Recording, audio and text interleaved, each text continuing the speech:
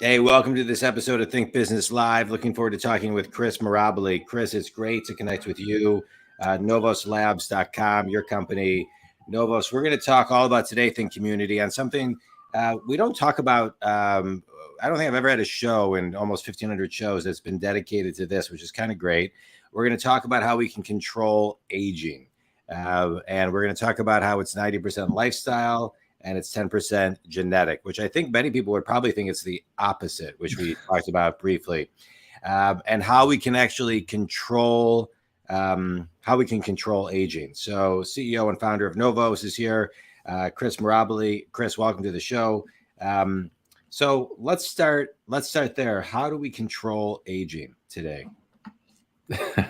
Well, thanks for having me, John. It's a very broad question, and it's an incredibly complex topic. So there are very high-tech solutions that are being developed by scientists at biotechs and in academics. And then there are the low-tech ways, so to speak, the things that we can do now, everything from our lifestyles, from sleep to stress management to diet, activity, supplementation, and so on. And so we, as a company, NOVOS, we specialize in the quote unquote low tech side of things, although we do have a lot of technologies that we're building ourselves. We tend to focus more on the lifestyle side of longevity. And like you mentioned, 90% of your aging process, the pace at which you age, and by extension, your risk of different diseases of aging and your health span and lifespan are dictated by your lifestyle, and only 10% of that is genetic. And what I'd also say is that the genetic component comes into play more for the extremely long-lived people. So the centenarians or the super centenarians, the people living to 115, 120 years old, that is more genetic. But, and I wouldn't even say a majority genetic, it still isn't, but it is more genetic than for a typical person to be able to live to 90 or 100 and to do so in good health. That is almost completely based on lifestyle. So let's talk about lifestyle. So, you're talking about eating, working out. You always hear you can't work out, you can't work out your eating, whatever that statement is.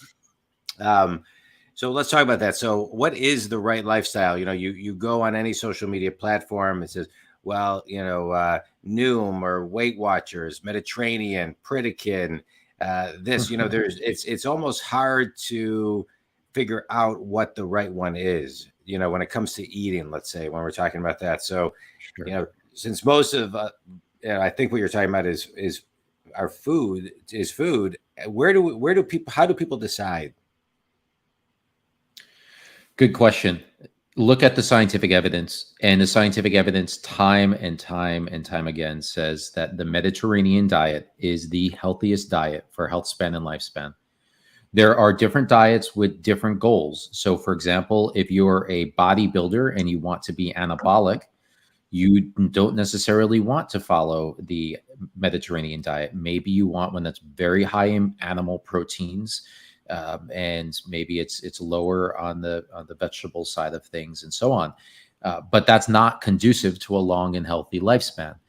Maybe you're vegan for very specific purposes, personal reasons why you're vegan.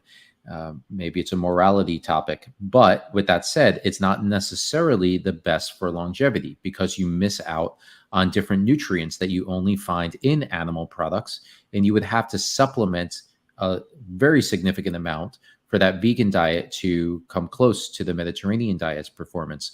So overall, we first need to get past all of the fervor around different diets, and we need to define what the goal is, because different diets can achieve different things better than the other.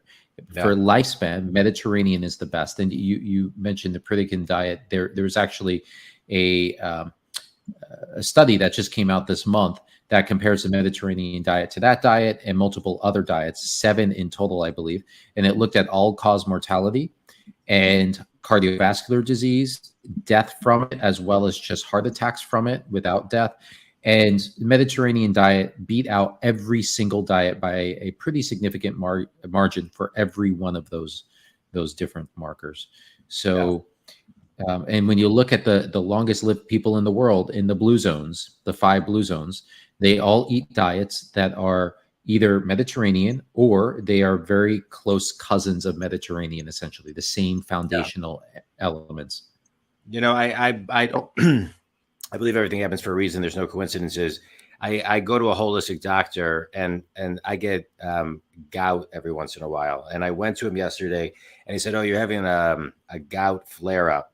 And so you need to eat foods low in purine."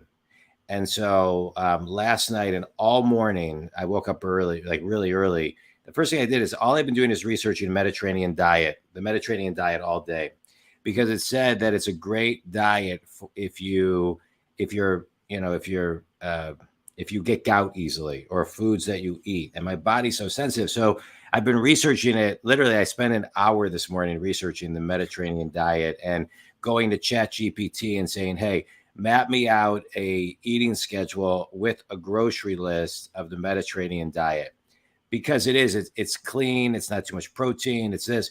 So thank you for that. That just kind of reinforced that I'm going to focus more on this kind of low purine diet, which is doesn't put a lot of acid, right, and inflammation. It's less inflammation in your body. Sure, definitely. And so to that point, I'm actually hosting a webinar next week, which we will post on YouTube as well for your viewers to be able to check out. So if they look for NOVOS nutrition webinar, they'll find it. I'll be talking a lot about the Mediterranean diet, but then I'll also talk about the NOVOS longevity diet, which is our tweaks to the Mediterranean diet based on research to make it that much more powerful. So there are small things that you can change that can go a long way. Such as, give a couple of sneak peeks. Well, one is that the Mediterranean diet has dairy in it. And there's a significant amount of research that finds that dairy consumption is not good for our health. One example is there was a study of 8-year-old boys who were given milk as their primary protein source. I believe it was about 54 grams of protein per day via milk or via meat. And they found that those boys turned insulin resistant even at 8 years old. And you can imagine that milk is something that animals stop consuming after their child phase, right? Humans are the only ones that continue to consume it afterwards. And it contributes to different growth pathways like mTOR and insulin-like growth factor. And these are associated with shorter lifespans. You can see people get more acne from it.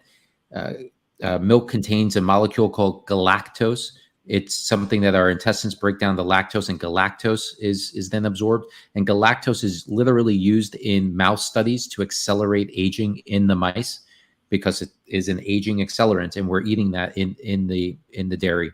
So there are Mediterranean diets oftentimes have milk or fermented milks and cheeses and so on. And we recommend that you go for, say, a dairy-free version of a yogurt instead. That's one example. Another example is there's a lot of grains in the Mediterranean diet, and we would recommend replacing those grains and getting rid of things like breads and pasta with more vegetables, integrating more mushrooms, because mushrooms are tremendously healthy for you, and integrating more fermented foods as well, like sauerkraut or kimchi or natto and so on.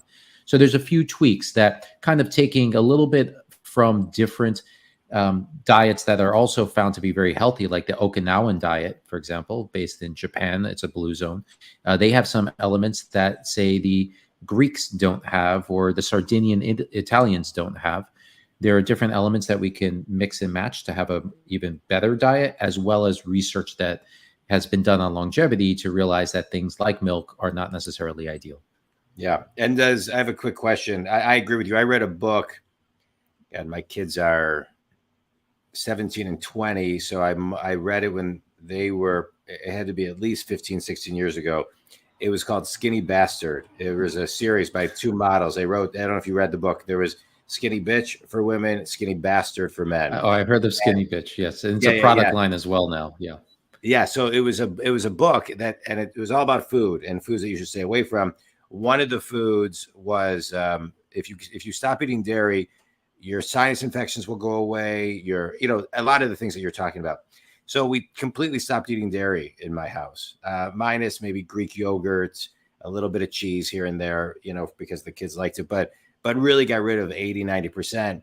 And I used to get a sinus infection all the time. They 95% went away, and same with the kids. Yeah. Yeah. Also, things like eczema are close, and acne are closely correlated with milk consumption. Now, I will say I do occasionally have some cheese as well. Like I like pizza, and it's not necessarily the best longevity food, but every so often I'll have it, and that has cheese. It's just about the dosage.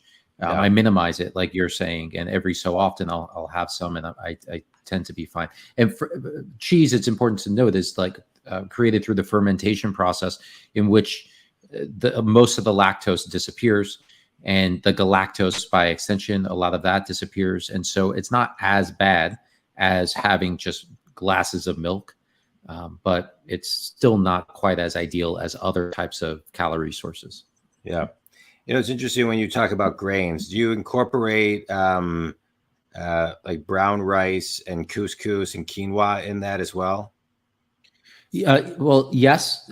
So, for example, quinoa is a ingredient that we do support for the NOVOS longevity diet, but we look more to the nutrient value and the nutrient density of the food. So quinoa does have a lot of nutrients in it. It has a fair amount of vegetable-based proteins and amino acids.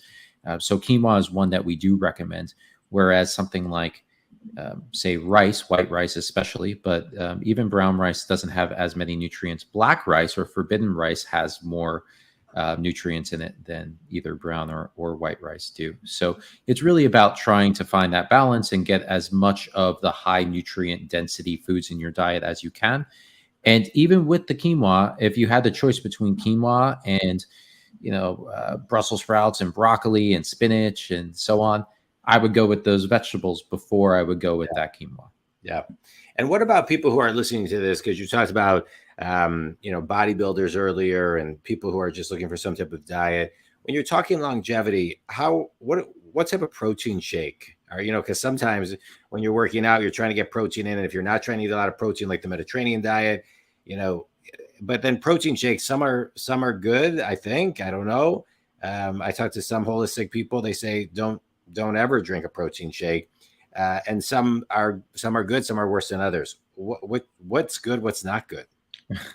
So some of the considerations are the amino acids within the protein shake. And when you look at the most efficient of the proteins out there, they tend to be animal-based proteins. For example, whey protein is the most efficient of all of the protein shakes out there. It has the best lineup of amino acids, so to speak, for muscle building. But it also, animal proteins in particular, especially whey protein, is high in amino acid called methionine. And methionine can accelerate the aging process as well. Whereas vegetable proteins are lower in methionine. Now, vegetable protein on its own does not have a complete spectrum of the amino acids.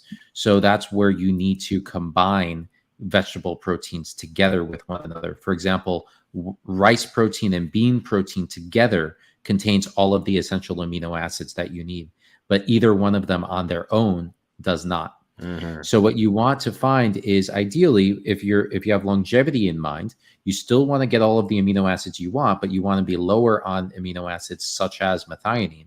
And so you can get that through a vegetarian or vegan blend of protein, which would be maybe like hemp protein and pea protein, or bean and rice protein, and so on. So getting one of these blends of those proteins is probably the best for the longevity-minded person.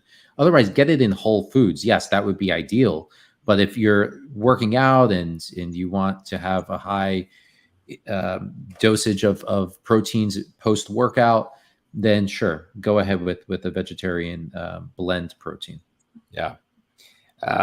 Talk to me about, as we're talking about longevity, and we'll get to your product, because I think your product's great. You sent me some and I've been taking it. So, I mean, I don't know if I can say I feel younger, but I feel great. So, and, there's always so much controversy on fruits, right? How, we're talking a lot about vegetables, but, there's so many people, and I've talked to a lot of nutritionists and et cetera. They say, don't eat fruit, eat minimal fruit, only eat fruit in the morning. only eat these fruits, berries are better, So, when we're talking longevity, I think people eat a lot of fruit thinking, hey, I'm eating a lot of fruit, I'm going to live forever. But there's so many different points of view on that. I'm just curious what you seem to be really well educated on all of this. So what's your thoughts? Yeah, so let's start with what the concern is for fruit. The concern for fruit is that some of them are high in sugar. And in general, one of the guidelines for a healthy diet, in particular the Mediterranean or the NOVOS longevity diet, is to have low glycemic index foods. So in other words, foods that don't raise your blood glucose and don't raise your insulin, because both of those are damaging to our bodies for multiple reasons. So the question then turns into which fruits are going to raise your blood glucose the most. And then another question is, well, do fruits have benefits in the first place? And the answer is yes, fruits do have benefits. So you do want them in your diet, but which do you avoid?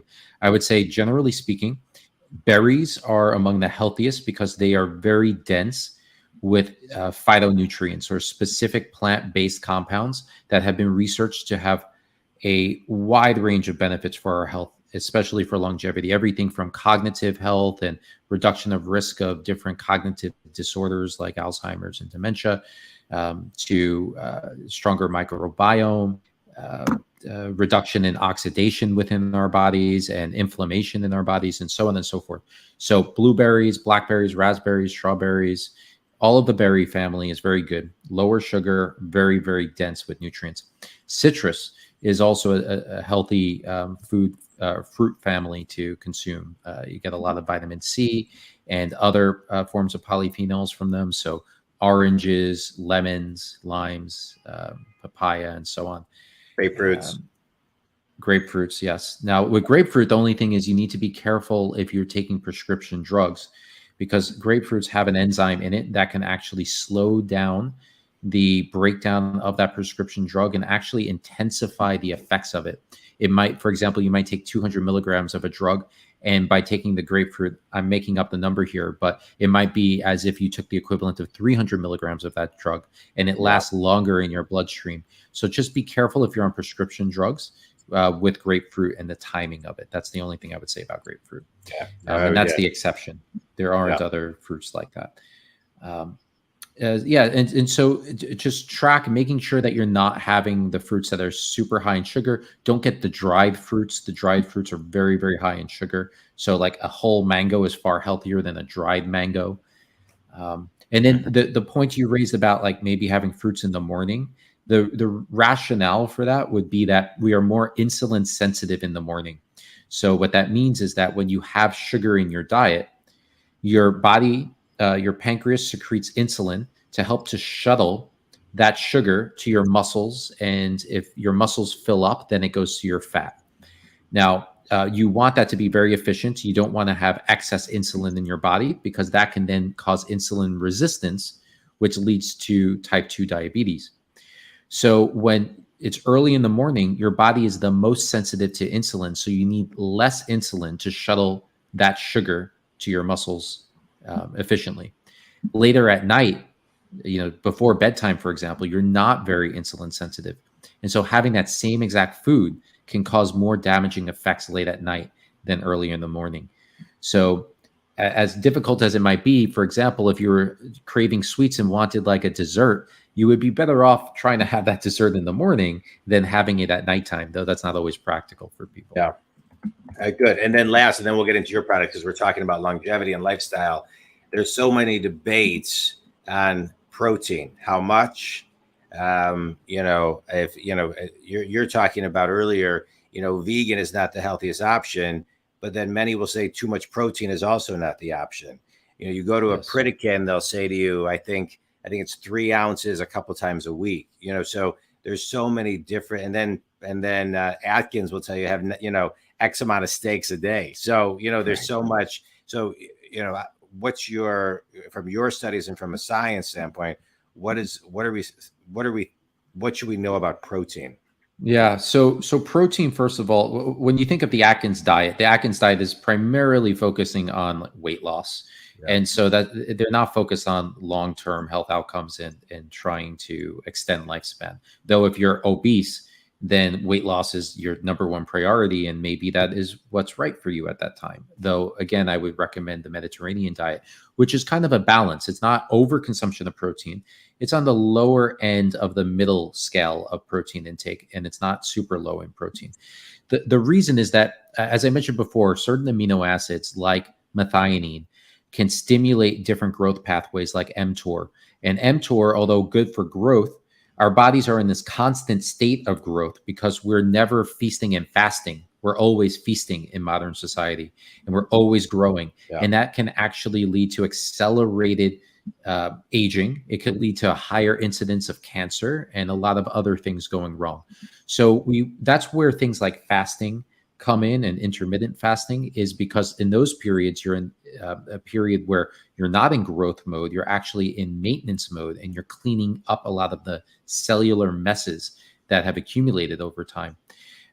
So to your point about protein, that's part of the reason why you don't want to overdo the protein if your goal is longevity, but you don't want to underdo it either, because amino acids are the basic building blocks of our cells, of our organs. They're also they're signaling molecules. So these amino acids then can turn into different enzymes, and they can then signal to our bodies of what to do and what not to do. They produce neurotransmitters, which then lead to our mood, right? Like our ability to think, to concentrate, to feel good and optimistic, to sleep well. All of those require amino acids, which are the building blocks of protein.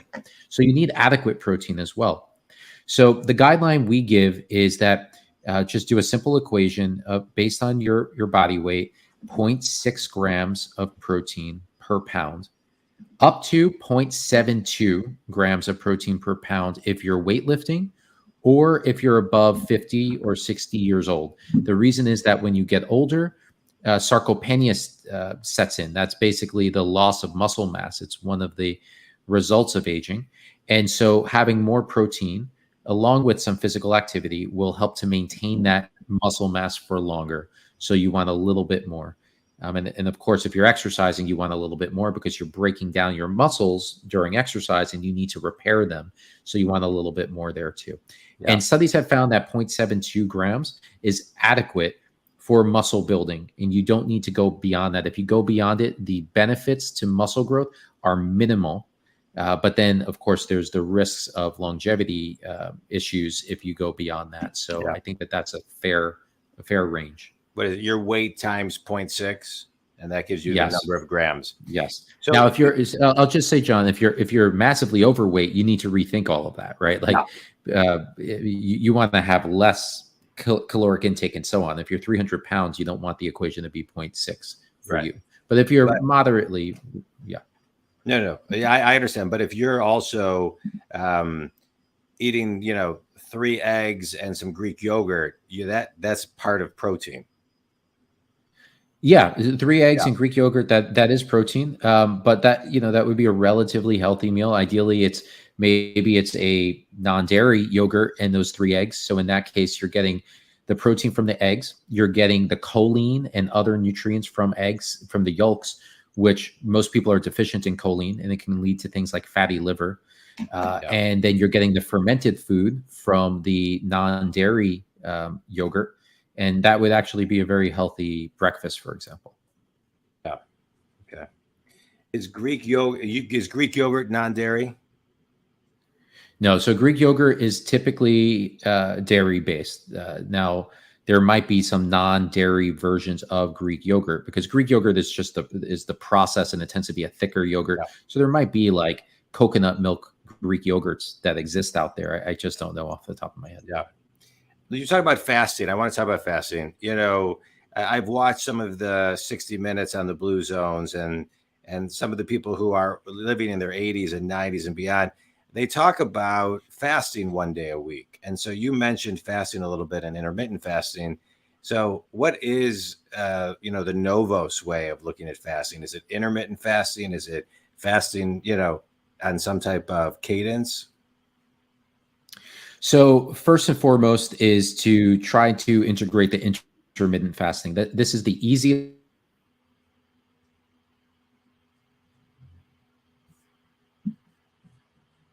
Hold on, you broke up a little bit.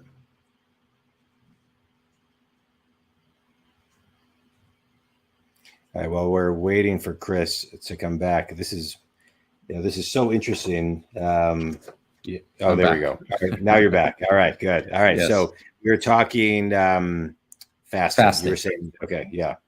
Yeah. So intermittent fasting, we would recommend people to get started with. The main reason is that it's the easiest to integrate into your life. And in the process, biological changes are taking place. Your metabolism is going from one that is most likely a carbohydrate fueled metabolism, one that you rely on those carbohydrates, to one where you're extending the period of time in which you're not eating, and your metabolism starts to shift to one of fatty acids. And if you go long enough, even ketones. Fatty acids are being derived from your fat stores, and most people want to lose some body fat. So that's a good thing in and of itself. But intermittent fasting would essentially be setting a condensed period in which you're eating, and a elongated period in which you're not eating. And a close relative to intermittent fasting is time restricted feeding, or time restricted eating, which is essentially setting the specific hours in which you will be eating. So we would recommend you do both of those. They both play into each other. So maybe you, for example, say, I will eat between 9 a.m. And 4 p.m.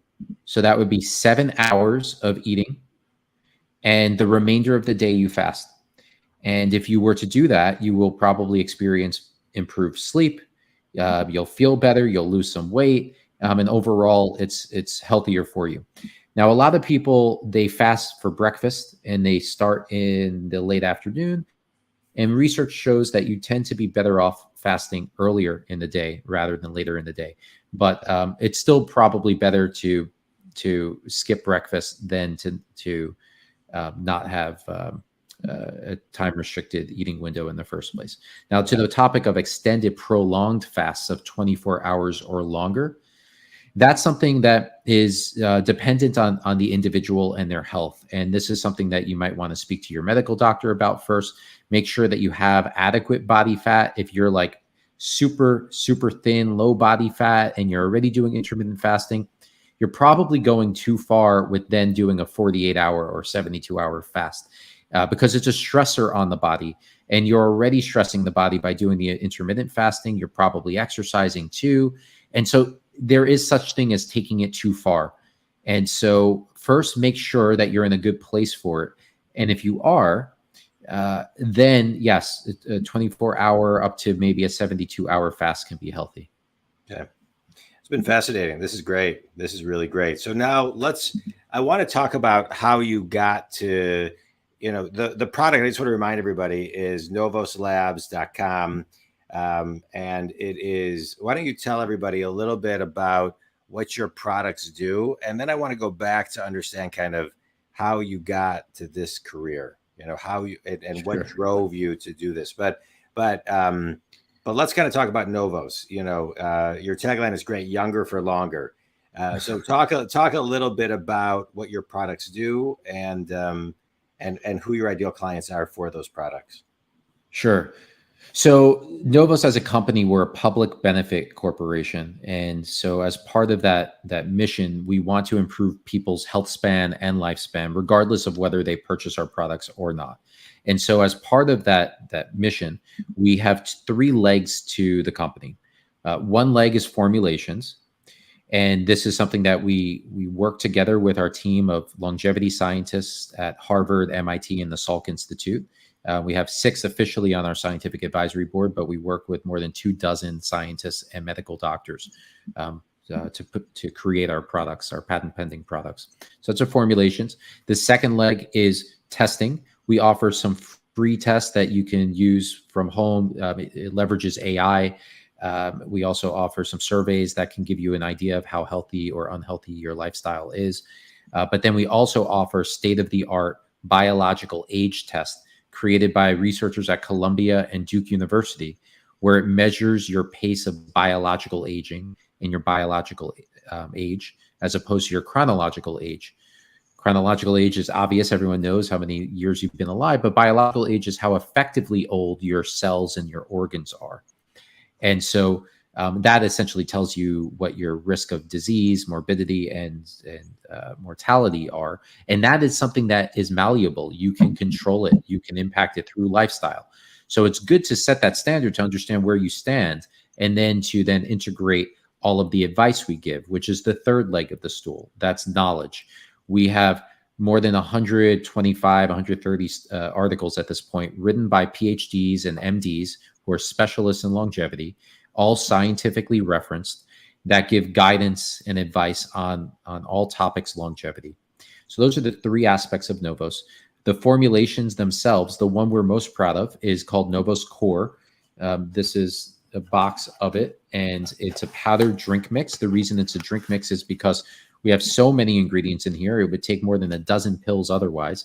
So it's orange flavored and unflavored, two options. 0 calories. You tear it open, pour it in your water, and there's a dozen ingredients in here. About 7 grams of active ingredients. When you think of most supplements and pills, it's like 250 milligrams or 500 milligrams. We've got 7 grams in here, and we've done independent studies. All of the ingredients combined, there's more than 300 studies to support their inclusion based on longevity and health data. But we've done our own studies of the formulation, in vitro human cell studies, and we're also doing some clinical trials, and we did a case study. All of them have come back so far with really good results. The in vitro studies have found a very significant reduction in DNA damage from both irradiation and from chemotherapeutics to human cells. We've reduced senescent cells, which are like zombie cells that take place as part of aging, to the same degree as a prescription drug called rapamycin, which is considered the gold standard longevity prescription drug. And in the case study, 73% of participants had a reduction in their biological pace of aging, and 0% of people had an acceleration in their pace of aging. And the probability that this was a coincidence was 0.001, which means 1 in 1,000 chance that this is a coincidence, 999 out of 1,000 chance that this is based on the formulation. So we're really taking a methodical scientific approach to everything we do at the company. And even after we create the product, we don't settle there. We continue to research it and prove out the benefits. It's great. It's great. I mean, everything sounds everything we've been talking about today, it sounds so simple, right? But it's so difficult in the execution, right? To buy the product and then actually take it every day, to buy the groceries or to hear about what you should eat and then actually go out and buy it, make it, and then hopefully eat it without getting bored with it, right? Right. And so there's this kind of, delayed gratification that we all need to reverse engineer so we can, live the best life we can today, but knowing that it has a compound effect of whether we live positively or negatively. And so what is your guidance and advice on how people can actually stop excuses and stop justifying and stop resisting and actually surrender to it and then live it with consistency? It's a good question. I think, first of all, you have to consider personality types. So there's some people who are the all or none types. They need to make dramatic change to see anything, any difference in their life. And then there are other people who are a little bit more gradual. They want to take things by piecemeal and build up. I tend to be the type who likes to do all or none, and it just go 100% dive in. Yeah. And so what I would say is, though, that that certain areas, like, for example, diet that we've been emphasizing today on this call, that over time, you mentioned like getting tired of the foods. It's actually something very interesting that happens. Part of it's psychological, part of it's physiological. When you introduce new foods into your diet, and you do so for about a 3-week span, it suddenly turns into foods that you start craving. And part of that, like I said, is psychological. It's about habit formation, about 20 days or so to build a new habit if you're consistent with it. But if you're consistent with it, you're also reprogramming your microbiome. Think about the bacteria in your biome that might be craving and feeding off of sugar and candy that you're eating. When they're starving, when they're not fed the sugar and the candy, they start to secrete molecules, and through the gut-brain connection, start to cause the cravings. If you starve yourself of those, which requires willpower, but if you can do it for at least 3 weeks, a lot of those bacteria are now dying off. And now you're eating healthy things, let's just say vegetables and beans and some fruits. You're now feeding these other bacteria that are now growing in population and taking up more real estate in your gut. And now you start craving those types of foods because those bacteria want to be fed. Yeah. And it's this amazing thing that happens where after that, like roughly speaking, 21 day point, 3 weeks, you actually enjoy those foods a lot more than you thought you would have, and you're not really craving those other foods as much, as long as you have the psychological discipline not to fall into the trap of reintroducing those foods again. Yeah. There's each element of longevity, because we didn't talk about physical activity, which is that was my next important. thing. Yeah. Let's talk about that. And there's sleep and there's stress reduction. All of these things, right, play into it. They each have their elements. And which one? Let's start off with physical activity and then talk about sleep. Okay. So for physical activity, most people aren't doing enough of it. And then there are some people, myself included in my past, doing too much of it. So yes, you can over exercise. And if you're running, if you're a super marathoner, you're probably doing too much and you're causing excess inflammation in the body, and you're actually not extending lifespan. Conversely, if you're sitting on the couch all day long and you're not getting out and you're not exercising, you're obviously going to have worse cardiovascular outcomes, worse neurological outcomes, and so on. So a common question is, what is the minimum effective dose? Like, what's the least I need to do to get, say, 60, 70% of the benefits? And for that, it's basically about just under 25 minutes a day of brisk walking. And then ideally doing some sort of weightlifting activity 2 or 3 days a week, if you can. And that might even be as simple as like body weight squats, some push-ups, things that you can just easily do in your home, while watching TV. Maybe instead of sitting on the couch, you have to earn that seat on the couch and do 5 minutes of, squats and push-ups, and then you sit on the couch, right? So that, I would say, is the minimum. And so 25 minutes a day or so of brisk walking, I think all of us can find the time in the day to do that. If you then want to go beyond that, if you want to get to the 90th percentile, 95th percentile, that's where you're integrating other things like high intensity interval training 1 or 2 days per week. So that's when you're like sprinting as fast as you can for 20 seconds, let's say, and then resting a minute. And it's a very quick workout. You can get a HIIT workout done in 10 minutes or so, but it has the same benefits as doing steady state cardio, like a run or a bike ride or a swim. Over the course of an hour, you could do it in 10 minutes with HIIT. And then weightlifting. So weightlifting, typically 3 to 4 days per week is what's needed to be able to build and maintain muscle. So I personally, for example, will weightlift Monday, Wednesday, Friday. Earlier in my life, I used to weightlift 7 days a week, and that was probably excessive, right? So now I'm doing Monday, Wednesday, Friday. And then on Tuesdays, I'll go for a run. Thursdays, a bike ride. Saturdays, I'll go for a run. Sundays are my rest days, and that's when I'll just do long, slow walks or leisurely bike rides or something, and I'll recover during that day, and then I'll repeat. All right, good. Let's talk about sleep. I know, Ariana Huffington, I've done a lot of reading on, a lot of the work that she does about the importance of sleep. Talk a little bit about that. Sure. So sleep is incredibly important. And I think we all intuitively know this, but it's only recently that we've been doing a lot of research on sleep. And only a few years ago, we've discovered something called glymphatic fluid, not lymphatic fluid. All of us know about the lymph nodes and how lymphatic fluid helps to clear the cellular waste. Well, lymph nodes and glymphatic fluid is doing essentially the same thing, but for our brains. And when we sleep, it's secreted, and it's clearing out the neurons and the synapses and removing the waste products. It's actually interesting that you're cleaning out the opposite, the hemisphere of the brain that you're laying on. So for example, if you're laying on the right side of your head, you're clearing out the right hemisphere of your brain. And if you then lay on the left side, you're clearing out the left side of your hemisphere of your brain. So there's probably an evolutionary physiological reason why we flip sides while we're sleeping. Now, if you don't sleep enough, your risk for cardiovascular disease, type 2 diabetes, Alzheimer's, dementia, Parkinson's all go up.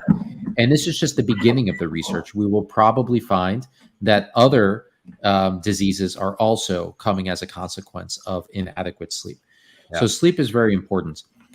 What I think we all also have experienced is how amazing we can feel after a good night of sleep, and how life is not nearly as vibrant and exciting after we're going multiple days without good sleep and we're feeling exhausted, right?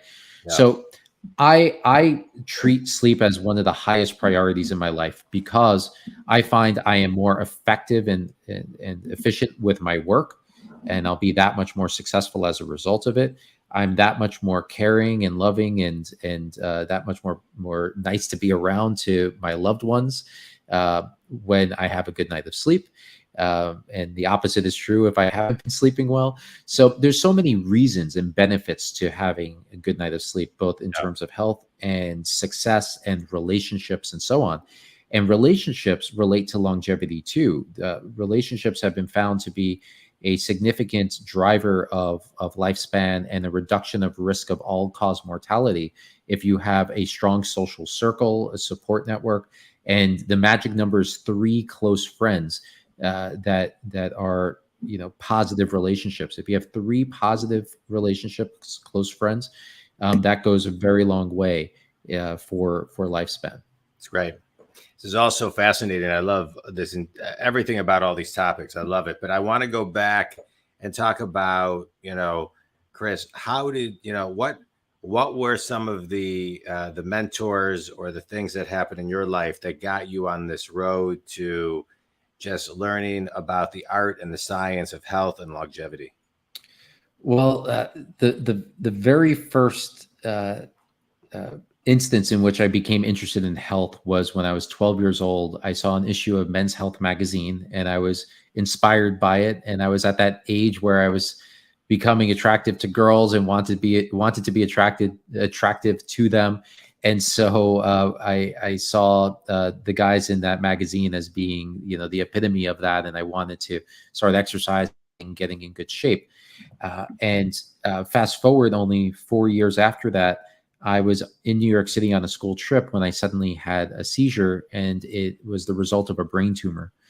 And so I was rushed to the hospital, and fortunately, the golf ball sized tumor was removed, and I've survived to tell the story. But that really transformed my life in many different ways in terms of, asking existential questions when you're 16 years old is not very common. And it had a dramatic impact on me. And my interest in health evolved at that point from one that was admittedly purely superficial. I just wanted to look good and do well in sports, to one that became biologically driven, of wanting to avoid disease and to never be laying in a hospital bed contemplating my mortality. And that planted a seed that over the years manifested in different ways, in the sense of experimenting with different diets and supplements and exercise routines and reading and researching a lot and digging into my genetics and so on.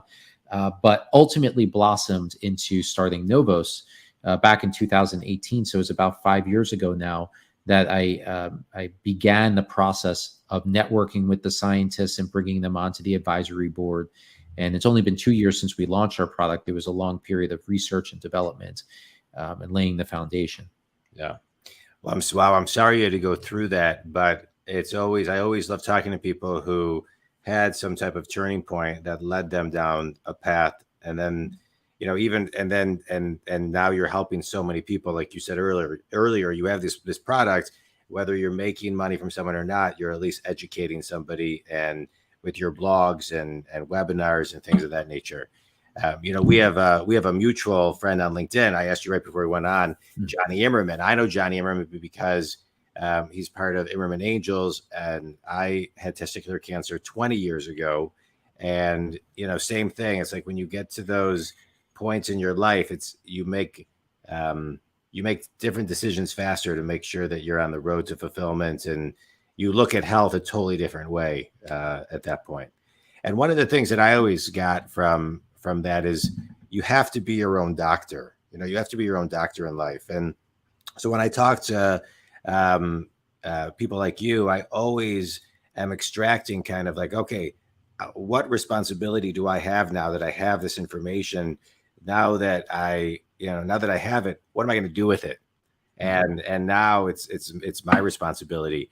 And so just to kind of go back there, as far as getting people on their first step in their launch, what are the very first steps to kind of, doing what we talked about today, which is so simple, it's complicated.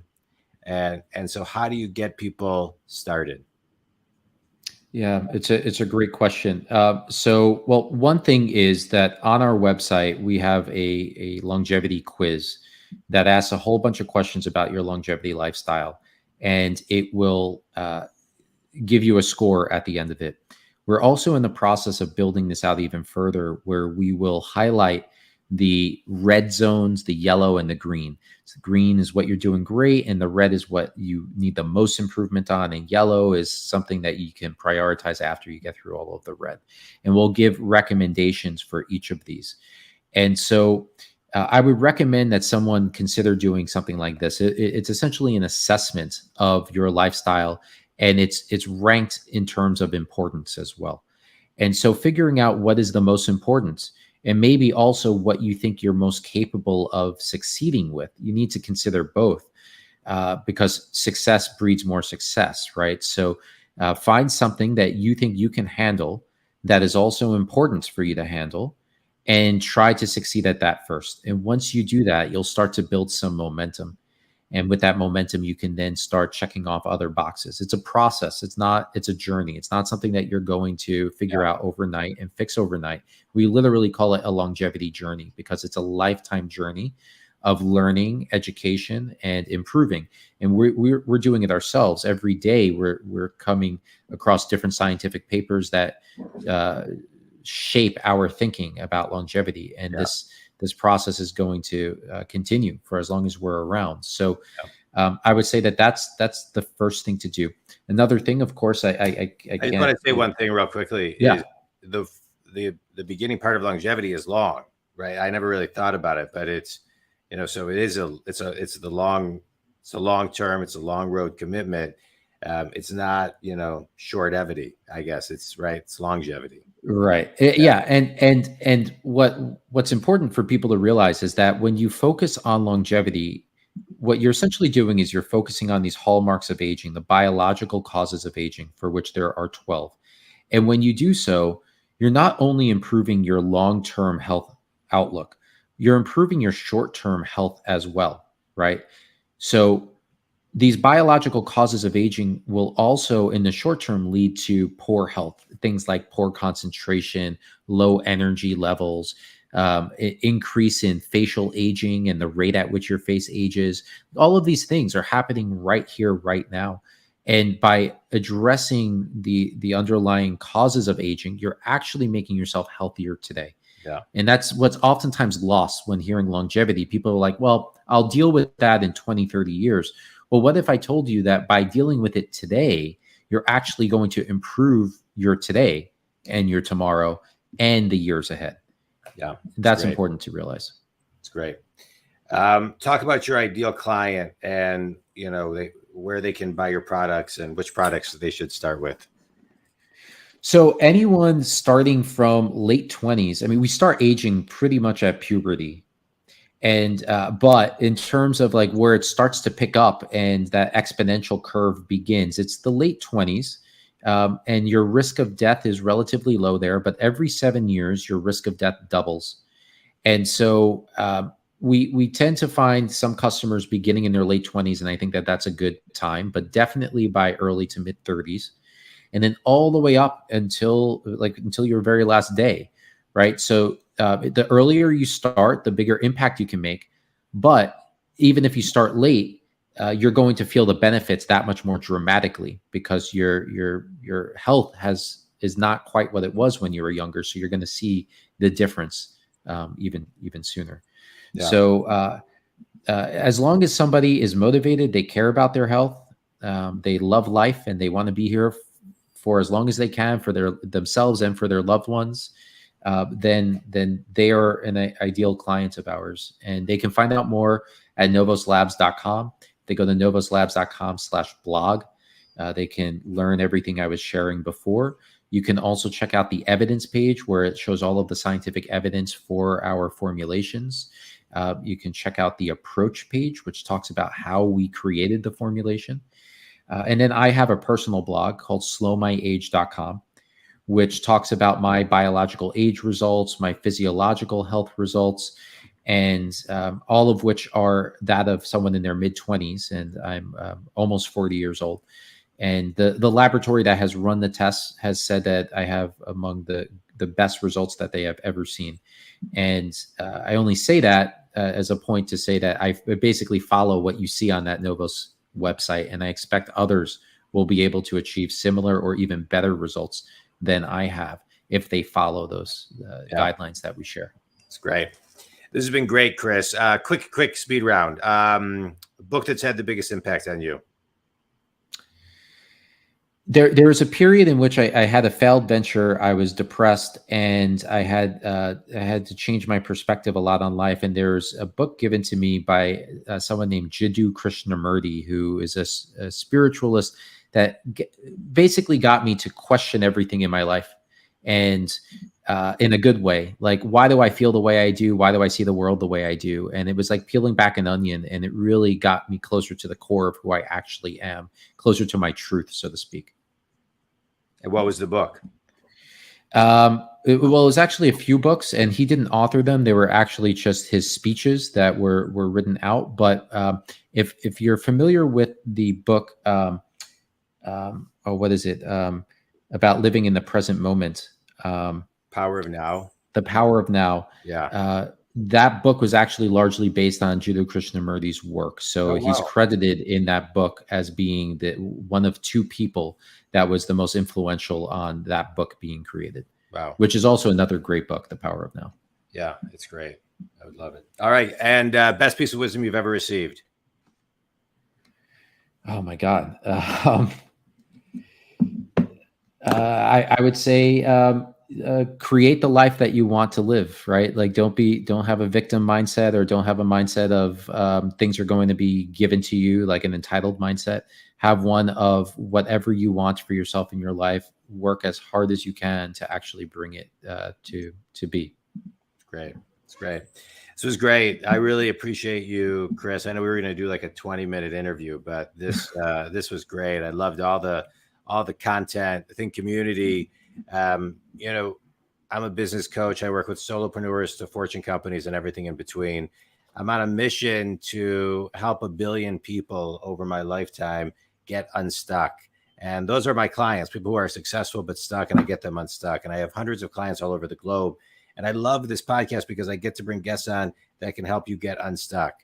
Without our health, we are nothing, right? We can come up with the best business ideas, but and implement and have great companies and grow, startups and grow $1 million and $1 billion companies.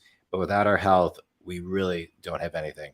And you've had a health scare. I've had a health scare. I know that, way too close. And I've had people die in my family way too young. And we must take control of our health. We must. And so I think, this was great for anybody who needs this to listen to it again.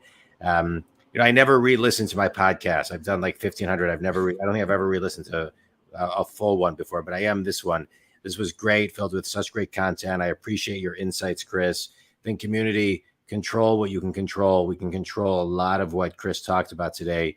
And you can reach him and see his products at novoslabs.com. Or what was the other one about your age? Slowmyage.com. Slowmyage.com. And you can reach me at jondwoskin.com.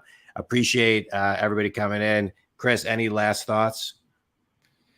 I would just echo what you're saying, that your health can help you with your business, and then having your health can help you enjoy the successes of your business. So Yeah, health is first and foremost. great. Thanks, everybody. Thanks for tuning in. Thanks, Chris.